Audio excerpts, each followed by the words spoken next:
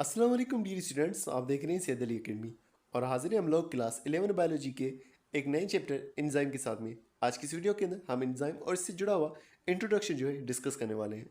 अब यहाँ पर सबसे पहले शुरुआती लाइंस के अंदर ये बात डिस्कस की जा रही है कि अगर हम जानदार की ज़िंदगी के बारे में देखते हैं तो ये दरअसल उस चीज़ को हमें ज़ाहिर कर रही होती है कि उनकी बॉडी के अंदर क्या हो रहा है। तो बॉडी के अंदर जितने भी केमिकल एक्टिविटीज़ हो रही हैं, जानदार के अंदर जो भी केमिकल एक्टिविटीज़ हो रही हैं, मिसाल के तौर पर जानदार के अंदर मेटाबॉलिज्म हो रहा है, उन सारी चीज़ों को कंट्रोल करने के काम जो है एंजाइम्स का होता है। एंजाइम हमारी बॉडी में होने वाले केमिकल रिएक्शंस को स्पीड अप करने का काम कर रहे होते हैं। अगर हम सबसे पहले एंजाइम की बात करते हैं तो सबसे पहले इसकी डेफिनेशन का जिक्र किया जा रहा है कि एंजाइम दरअसल हमारे पास कुछ प्रोटीन के मालिक्यूल होते हैं। ये ऐसे मालिक्यूल्स होते हैं जो कि केमिकल रिएक्शन को तेज़ करने का काम करते हैं। और एक केमिकल रिएक्शन को कैसे तेज़ करते हैं? केमिकल रिएक्शन को स्टार्ट करने के लिए एक एनर्जी चाहिए होती है जिसे एनर्जी ऑफ एक्टिवेशन कहा जाता है। ये उस एनर्जी ऑफ एक्टिवेशन को कम करके रिएक्शन को तेज़ करते हैं। मतलब कि अगर एक रिएक्शन है जो बहुत ज़्यादा एनर्जी रिक्वायर करेगा उसके बाद जो है स्टार्ट होने वाला है, तो एंजाइम जो है उसकी रिक्वायरमेंट जो है, यानी कि जो रिएक्शन ज़्यादा एनर्जी में होने वाला था वो कम एनर्जी के अंदर ही हो जाएगा। तो lowering the required activation energy, energy of activation को कम करते हुए ये रिएक्शन को तेज़ कर देते हैं। और जब ये रिएक्शन में इन्वॉल्व हो रहे हैं तो उस दौरान में ये अपने आप को बदलते नहीं हैं। Enzyme before and after the reaction same रहते हैं। अगर हम बात करेंगे, इन एंजाइम्स को बायो कैटलिस्ट भी कहा जाता है। बायो कैटलिस्ट का क्या मतलब है? दरअसल कैटलिस्ट उस चीज़ को कहा जाएगा जो रिएक्शन को तेज़ करने का काम कर रही है। बायो कैटलिस्ट मतलब कि एक ऐसी चीज़ जो जानदारों की रिएक्शन को तेज़ कर रही है। अब एंजाइम के रिएक्शन कितने ज़्यादा तेज़ हो सकते हैं?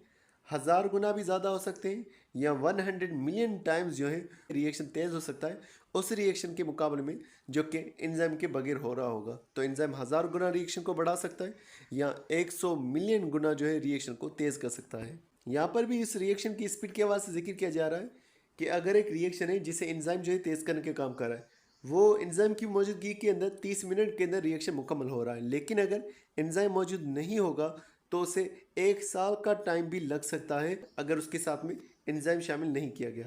तभी हम कहते हैं कि अगर एंजाइम मौजूद ना होते तो हमारे पास कोई ज़िंदगी के रिएक्शन भी नहीं हो पाते, ज़िंदगी ही हमारे पास वजूद में नहीं आती। ये एंजाइम्स की बदौलत हमारे पास ज़िंदगी चल रही है क्योंकि रिएक्शंस हमारी बॉडी में जो ज़रूरी हैं बहुत ही जल्दी से हो रहे हैं। मज़ीद यहाँ पर बयान किया जा रहा है कि हमारी बॉडी के अंदर अलग अलग तरह के सेल्स होते हैं और अलग अलग तरह के सेल्स के अंदर अलग अलग तरह के एंजाइम मौजूद होंगे। मिसाल के तौर पर यहाँ पर बयान किया जा रहा है कि केमिकल रिएक्शन हमारे रेड ब्लड सेल्स के अंदर भी हो रहे हैं। तो रेड ब्लड सेल्स में उन केमिकल्स रिएक्शंस के दौरान जो एंजाइम इस्तेमाल होंगे वो अलग होंगे, और जो नर्व सेल्स हैं यानी कि न्यूरॉन्स हैं वहाँ पर एंजाइम्स अलग मौजूद होंगे क्योंकि वहाँ पर अलग अलग तरह के रिएक्शन होने वाले हैं। मज़ीद बयान किया जा रहा है कि एंजाइम्स को बनाने का काम राइबोसोम का होता है। दरअसल जैसे हमने कहा कि एंजाइम जो है प्रोटीन के मॉलिक्यूल्स होते हैं, तो प्रोटीन को बनाना राइबोसोम का काम होता है, इसीलिए एंजाइम भी राइबोसोम के ज़रिए से ही बन रहे हैं। तो जब ये एंजाइम बन चुके होते हैं तो फिर वो सेल के अंदर ही रुकते हैं या फिर वो जो है वो सेल के बाहर चले जाते हैं। अब यहाँ पर अलग अलग तरह के एंजाइम्स का जिक्र किया जा रहा है कि कुछ एंजाइम ऐसे हो सकते हैं जो कि सेल के साइटोप्लाज्म में डिजोल्व हो सकते हो। मिसाल के तौर पर वो एंजाइम जो कि ग्लाइकोलाइसिस के दौरान में इस्तेमाल हो रहे हैं वो साइटोप्लाज्म के अंदर मौजूद होते हैं। उसके अलावा कुछ ऐसे भी हो सकते हैं जो कि कुछ मेम्ब्रेन्स के साथ में जुड़े हुए हो सकते हैं। मिसाल के तौर पर माइटोकॉन्ड्रिया है तो उसकी मेम्ब्रेन के साथ में जो है कुछ एंजाइम जुड़े हुए होंगे, या क्लोरोप्लास्ट की मेम्ब्रेन के साथ में जो है जुड़े होंगे। ये हमें कहाँ देखने को मिलेगा? केल्विन साइकिल के दौरान में या क्रेब साइकिल के दौरान में। केल्विन साइकिल को दूसरा डार्क रिएक्शन हम कहते हैं जो कि क्लोरोप्लास्ट के अंदर हो रहा होता है, और क्रेब साइकिल जो है ये माइटोकॉन्ड्रिया के अंदर हो रहा होता है। तो कुछ एंजाइम ऐसे भी हैं जो मेम्ब्रेन के साथ में चिपके हुए हो सकते हैं। कुछ ऐसे एंजाइम भी हैं जो कि राइबोसोम का भी हिस्सा होते हैं। जैसे कि हमारे पास प्रोसेस होगा प्रोटीन सिंथेसिस का, तो उसके दौरान जो एंजाइम इस्तेमाल होंगे वो राइबोसोम के साथ में जुड़े हुए होंगे। अब हम बात करते हैं active side of the enzyme के हवाले से। एंजाइम के पास एक जगह मौजूद होती है जो कि अंदर की तरफ गई हुई होती है। मिसाल के तौर पर अगर ये हमारे पास एक एंजाइम मौजूद है तो ये अंदर की तरफ गया हुआ हिस्सा जो है इसे एक्टिव साइट कहा जाता है। एंजाइम की शेप का भी यहाँ पर जिक्र किया जा रहा है। ये 3 डायमेंशनल ग्लोबुलर प्रोटीन होते हैं, एक फाइब्रस प्रोटीन होते हैं और ग्लोबुलर दूसरे प्रोटीन होते हैं। इसके अंदर पॉलीपेप्टाइड चेन्स मौजूद हैं, और पॉलीपेप्टाइड चेन यानी कि अमीनो एसिड की कतारें आपस में लपेट करके ये एंजाइम का स्ट्रक्चर बना रही होती हैं। ये जो 3 डायमेंशनल स्ट्रक्चर ग्लोबुलर स्ट्रक्चर बनता है ये इन अमीनो एसिड की कतारों के आपस में लपेटने से बन रहा होता है। तो इसके अंदर की तरफ हमें मुड़ा हुआ एक हिस्सा नज़र आएगा इस एंजाइम के मॉलिक्यूल के अंदर, जो कि कुछ ही अमाइनो एसिड का बना होगा और इसे जो है एक्टिव साइट कहा जाएगा। ये वो जगह होगी जहाँ पर सबस्ट्रेट आकर के जुड़ेगा भी और कैटालाइसिस भी होगा, यानी कि रिएक्शन भी हो रहा होगा। अब हमारे पास मुख्तलिफ तरह के एंजाइम्स मौजूद होते हैं। तो एंजाइम्स क्योंकि अलग अलग हमारे पास मौजूद है, तो उनकी जो एक्टिव साइट की शक्ल होगी वो भी मुख्तलिफ होती है। तो जो शेप ऑफ एक्टिव साइट होती है वो हर एंजाइम के लिए एक अलग अलग होती है। हर एंजाइम के पास अलग अलग शेप मौजूद होती है। इस वजह से होगा कि खास तरह के जो मालिक्यूल्स होंगे वही एंजाइम में फिट हो पाएंगे। मिसाल के तौर पर सबस्ट्रेट मालिक्यूल जो है उसकी शक्ल इस तरह की है, लेकिन एक्टिव साइट की शक्ल इस तरह की है, तो लाजिम बात है ये सबस्ट्रेट इसमें दाखिल नहीं हो पाएगा और रिएक्शन इस तरह से नहीं हो पाएगा।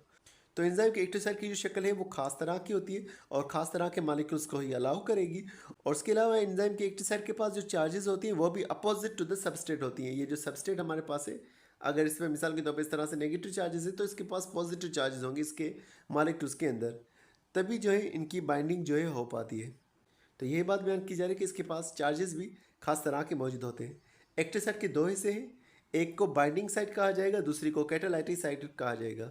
सबस्ट्रेट जिस जगह पर आकर के जुड़ेगा और वीक केमिकल बॉन्ड्स बनाएगा, जिससे कि हाइड्रोजन बॉन्ड्स की वजह से, चार्जेस की वजह से बॉन्ड बनाएगा, तो वो वाली जगह हमारे पास बाइंडिंग साइट होगी। और जहाँ पर सबस्ट्रेट का रिएक्शन हो रहा होगा और सबस्ट्रेट प्रोडक्ट में तब्दील हो रहा होगा, उस जगह को हम उसकी कैटालाइटिक साइट कहेंगे। इस तस्वीर के अंदर भी आप जो है इस जगह को देख सकते हैं जो कि एक्टिव साइट है। अब इस एक्टिव साइट के दो हिस्से मौजूद है। एक हिस्सा है जिसे कैटालाइटिक साइट कहा गया है, जहाँ पर जो है रिएक्शन हो पाएगा, और दूसरे हिस्से को बाइंडिंग साइट कहा गया है। तो बाइंडिंग साइट भी आप देख सकते हैं जहाँ पर सबस्ट्रेट आकर के जुड़ने वाला है, और दूसरी कैटालाइटिक साइट। ये सबस्ट्रेट जो है इसकी शक्ल और एक्टिव साइट की शक्ल आपस में कॉम्प्लीमेंट्री होंगी, मतलब कि अपोजिट होंगी, ताकि ये सबस्ट्रेट एक्टिव साइट के साथ में जुड़ सकेगा। हमारे पास कुछ एंजाइम ऐसे होते हैं जिनकी एक्टिव साइट ब्लॉक हुई पड़ी होती है, यानी कि अगर एंजाइम की एक एक्टिव साइट मौजूद है उसकी जगह पर कुछ और मॉलिक्यूल अटैच हुआ पड़ा होगा, जिस वजह से एक्टिव साइट काम की नहीं होगी, हम कहेंगे वो एंजाइम इनएक्टिव फॉर्म के अंदर मौजूद है। अब लिखा हुआ है कि वो एंजाइम हमारे लिए नुकसान वाले हो सकते हैं अगर वो गलत जगह पर एक्टिवेट हो गए। जैसे कि एक एंजाइम का जिक्र किया जा रहा है जो कि है पेप्सिन, जो कि प्रोटीन को तोड़ने का काम करता है और ये हमारे स्टमक में मौजूद होता है।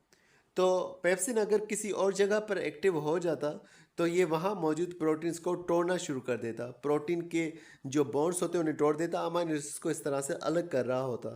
तो प्रोटीन के बने हुए स्ट्रक्चर्स अगर सेल में मौजूद होते तो ये उन्हें ख़त्म कर देता। मिसाल ये अगर सेल में बना है और उसी के अंदर ये एक्टिव फॉर्म के अंदर होता तो वहाँ उसको नुकसान पहुँचा देता।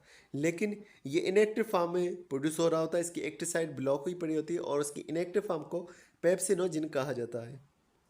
ये पेप्सिनोजन सेल के बाहर निकलेगा, स्टमक में जा पहुंचेगा, फिर जब हमारे पास खाना पहुंचेगा, HCl पहुंचेगा, HCl जो है इसकी एक्टिव साइट को फ्री कर देगा और फिर ये एक्टिव फॉर्म के अंदर कन्वर्ट हो जाएगा, जिसे पेप्सिन कहा जाता है। जो हमारे पास इनएक्टिव एंजाइम होगा उसे दूसरा जाइमोजिन भी कहा जाता है। तो हमारे पास जाइमोजिन जो मौजूद है वो है पेप्सिनोजिन। ये इनएक्टिव क्यों है?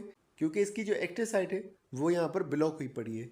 जैसे ही एसिड आएगा, एसिड pH को कम करेगा और सूरत के अंदर ये वाला जो टुकड़ा है ये अलग हो चुका होगा, और जब ये टुकड़ा अलग हो चुका होगा तो एक्टिव साइट जो है अब फ्री हो चुकी होगी, अब ये रिएक्शन के काबिल होगी। तो इस तरह से अब जो है पेप्सिनोजिन पेप्सिन में बदल चुका होगा। तो डियर स्टूडेंट्स, आज के लिए बस इतना ही था। उम्मीद करता हूँ वीडियो आपको पसंद आई होगी। इंशाल्लाह मिलते हैं नेक्स्ट वीडियो में। तब तक अपना बहुत सारा ख्याल रखिएगा। अस्सलाम वालेकुम।